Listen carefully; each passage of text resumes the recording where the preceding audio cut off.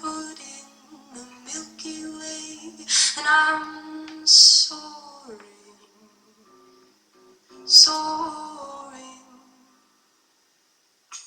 My branches scrape the sea of stars, my roots dig deep into this world of ours, and I'm grounded,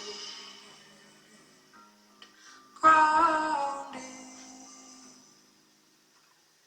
My reality is what I perceive, what I attract into my orbit.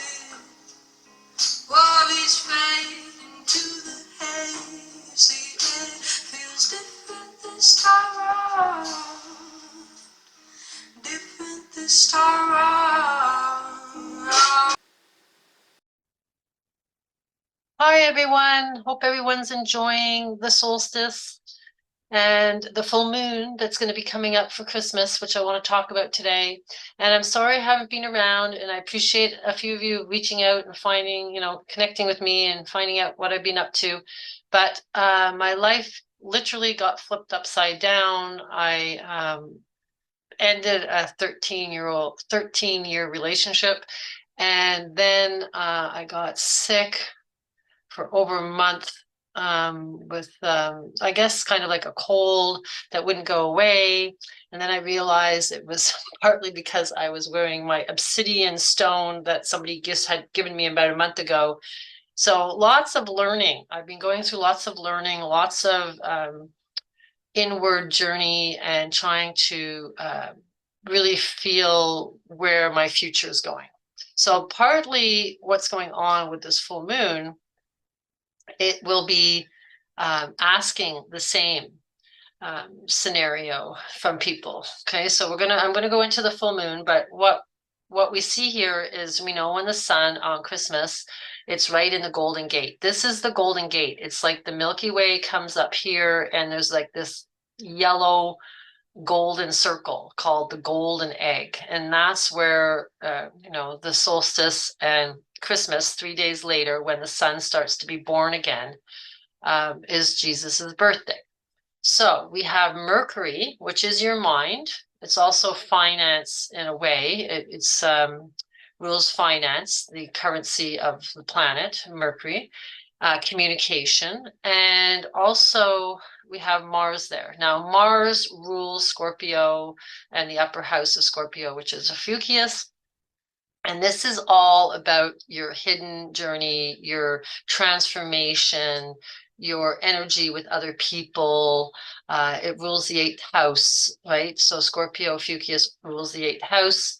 And this is really about death and rebirth. Okay, so that's what's going on with Mars being there. It's going to feel stronger because Mars rules Scorpio.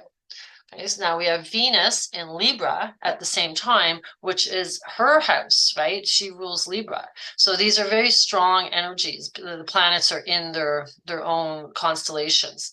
And this is all about justice and balance. Okay, so there's like a shifting going on. We have Osiris. I always like to put Osiris in because he's the god that dies and is born again, and he's in the transformation house. Okay, so there's lots of transformation energy going on. Now, I had posted this on my Facebook page, and how you can kind of work with Scorpio's energies. Okay, so first, Scorpio, he hurts people. Hurt people, hurt people. This is kind of like revenge. Okay, that's the lower formation of Scorpio, so everything has a positive and a negative. Every constellation, every planet, like everything on this realm, it's polarity. But you want to kind of understand the darker sides of things so that you can move towards the more positive side, not get stuck in these darker sides. So this phase is where you absorb pain as our identity and close ourselves off out of fear of being hurt again. That's a typical Scorpion reaction, okay? And then there's lots of revenge that comes with that. Now, as you start to move into the higher aspects of Scorpio, he's also known as the eagle in esoteric astrology. So the Scorpio sign is represented as the eagle that's shown in the Bible with the 4 beasts, okay? So the eagle is also Scorpio. The breath of fresh air.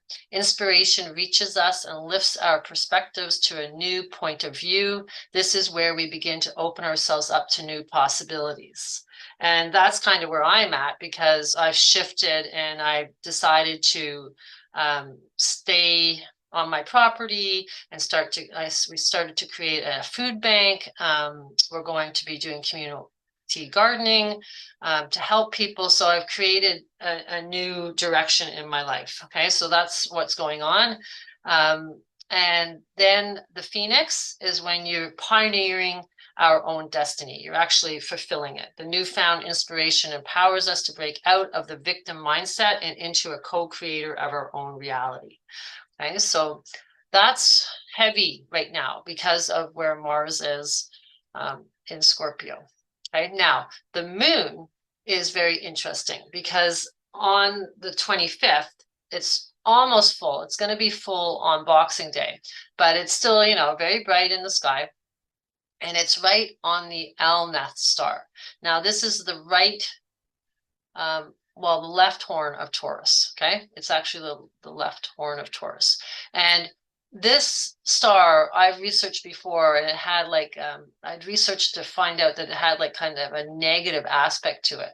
I couldn't find that again, but so I did a deeper dive and to see if it was used in films and stuff, and to find out the meaning of it, and you know how they're projecting the meaning of this star.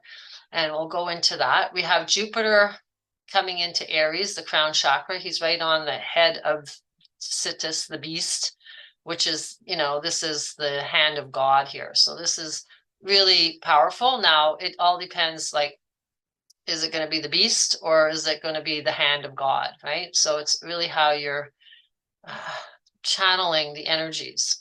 So of course the moon brings back memory. It also brings back your ancestral trauma.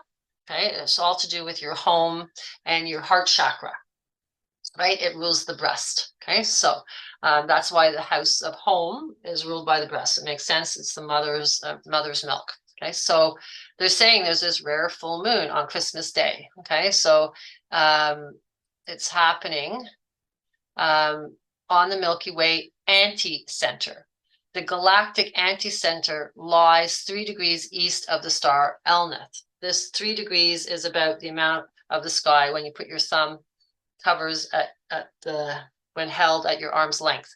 The galactic anti-center isn't a place, it's just a direction in the sky. So Elnath is 130 light years away. Okay, so this is very partly, I'm going to back this up here. Where you see it here, it's on a Riga, which is the chariot. Okay, so the chariot of fire is this guy. He's basically got reins in his hands here. Okay, and he's, you know, riding the chariot. So that's what's going on with this star. So we got the chariot symbolism. Okay, and then in the Celtic tradition, the period leading up to December full moon encompasses the Elder month, which is the last month of the cycle of the 13 Celtic months, symbolizing endings and rebirth. Okay, so again, it's the rebirth of the sun. So that's where that all ties into, the renewal and healing. Elder magic and lore are deeply interwoven with the symbolism of the full moon. The elder tree represents judgment. So we have Venus in Libra, which is also judgment, right? It's also to do with justice and judgment. Transformation, death, regeneration, and fate. It was known as the queen of all herbs, the elder, which all its parts are medicinal. Okay, so the tree was considered to protect against negative entities and was used in magic connected to fairies and other nature spirits. The elder tree associated with the mother goddess embodies the cycle of life and death, making it a symbol, powerful symbol during the full moon. So there's a lot, if you notice, there's lots of energy here about rebirth. Now, how is that going to manifest in the realm? You know, like on the news. I'll give you some aspects of how I feel about that relating to the tarot cards. Okay, so I'll get into that in a little bit. I just wanted to kind of show you how everything is about rebirthing. Okay, so it's really about, you know, kind of going inward and then coming out reborn. Okay, so yeah, so we see that it's right there. And I wanted to remind you about the importance of Taurus and the horns. Okay, these are the lateral ventricles in your brain. These are the two horns, and they've built the Silver Gate Archway in St. Louis all to represent this. Okay, it's like the woman's womb. Okay, so because Venus rules Taurus, it's feminine and it's earth. So it's like really about the love of earth, the love of nature. Okay, and for sure, it's the goddess, the mother goddess. Okay, so we have this eclipse that's coming in 2024, exactly 7 years after the last one that went through there, which is making the big X across the United States. I've talked about that many times. It's happening on April 8th. Okay, and actually it's passing south of Montreal. So yeah, so I'm really watching that eclipse because it's very important, and it's all tied into the Paris Olympics, which I will help you guys understand as we go through the winter. Okay, so right now this star Elnath, okay, was once the gamma star of Auriga. Yeah, they're just explaining that, and the Arabic meaning means the heel of the rein holder because of the chariot. Okay, because he's carrying the chariot. It's yeah, what else are they saying here? The budding, yeah, the budding one, because it's the horn. It's like it's spearing you. And I often was wondering whether Jesus, you know, how he's spread out like the Etruvian man on the, well, his legs aren't separated, but he's kind of like spread out, right? And his left hand would be on the left horn, you know, because in the tarot cards, Taurus rules the Pope card, and in the Hebrew alphabet, it's the nail. Okay, so I kind of see this symbolism of Jesus on the cross as the same symbolism as the water symbol or the feminine sexual part, okay, the vagina of this triangle going down. That's all. So it's like he's sacrificed in that position. Okay, so that's kind of like tying in because of the nail going through his hand. Okay, and it's the moon is in Taurus. Okay, and Taurus is ruled by the nail. Okay, in the Hebrew tradition. Okay, so there's something going on with a sacrifice. Okay, with this moon in that location. Now, the moon is on that star can be quarrels with questionable associates. So there's like this distrust, okay? Then the positive side can be business success, and then environment detrimental owing to wife, partner, or relative. That's kind of bizarre, but anyhow, so I just wanted to let you guys know that. So here's a little bit more all on one page here, what the meaning is. It's the northern horn of the bull because it's above the ecliptic. So they call it the northern. It's also known in Chinese as the fifth, the 5 chariots. Okay, so the chariots of fire. It's interesting, it's the 5th because Venus rules Taurus and she makes the pentagram. It has the same properties as the Maya star, which is inside the Pleiades cluster in Taurus. And this I found interesting.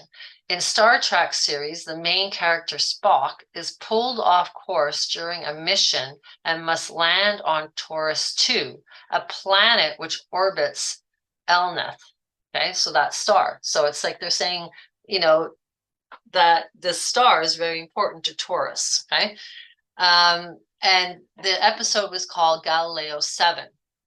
Okay, so I looked into the plot of it, and it was like Spock got there, and there was a bunch of ape men, giant ape men that were aggressive and were fighting among themselves and fighting with Spock, and they had to get out of there. And this episode was inspired by the film Five Came Back. So again, they're using the number 5 because it's to do with Taurus. Now you have to remember your soul is measured from the Sirius star through the belt of Orion up to Taurus, right? To the Pleiades. So that's where your soul is judged. So the judgment, or, then Venus is in Libra, which is judgment. So there's like a lot going on, lots of things connecting here.